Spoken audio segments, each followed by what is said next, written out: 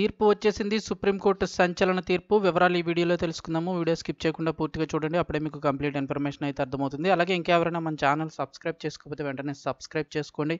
ప్రభుత్వం నుంచి వచ్చే ఎలాంటి ముఖ్యమైన అప్డేట్స్ అన్నీ కూడా మిస్ కాకుండా మీరు ముందుగానే తెలుసుకోవాలి అనుకుంటే ఛానల్ని సబ్స్క్రైబ్ చేసి ఫాలో అవుతున్నాను. అలాగే వీడియోని ఒక లైక్ చేయడం మర్చిపోకండి ఫ్రెండ్స్. వీడియోని మీరు లైక్ చేయడం వల్ల మరింత మందికి సమాచారం అయితే చేరుతుంది. ఇంకా లేట్ చేయకుండా వివరాల్లోకి వెళ్ళిపోదాము.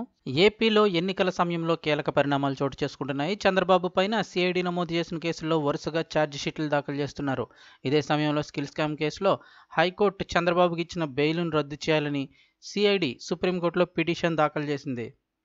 దీనిపైన సుప్రీం ధర్మాసనం ముందు విచారణకు వచ్చింది. చంద్రబాబు న్యాయవాదుల అభ్యర్థన మేరకు ఈ కేసు విచారణ ఫిబ్రవరి 26వ తేదీకి వాయిదా వేసింది సుప్రీంకోర్టు.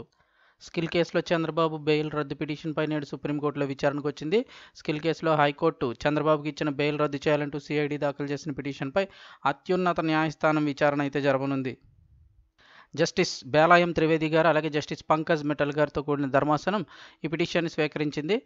చంద్రబాబుకు బెయిల్ మంజూరులో తమ వాదనలు ఆధారాలను హైకోర్టు పరిగణలోకి తీసుకోలేదని సిఐడి తమ పిటిషన్లో పేర్కొంది. అలాగే ప్రభుత్వ ధనం దుర్వినియోగం అయిందన్న అంశాన్ని కూడా కోర్టు పరిగణలోకి తీసుకోలేదని పిటిషన్లో తెలిపింది. దీంతో వెంటనే చంద్రబాబు బెయిల్ను రద్దు చేయాలని సుప్రీంకోర్టును ఏపీ సిఐడి అయితే కోరుతోంది. కాగా జనవరి 19న విచారణ సందర్భంగా కౌంటర్ దాఖలకు సమయం కావాలని చంద్రబాబు తరపు న్యాయవాదులు కోర్టును కోరారు. దీంతో ఇరు పక్షాల తమ వాదనలు లిఖితపూర్వకంగా సమర్పించాలని సుప్రీంకోర్టు ధర్మాసనం సూచించింది. తిరిగి ఈరోజు ధర్మాసనం ముందు విచారణకు వచ్చింది.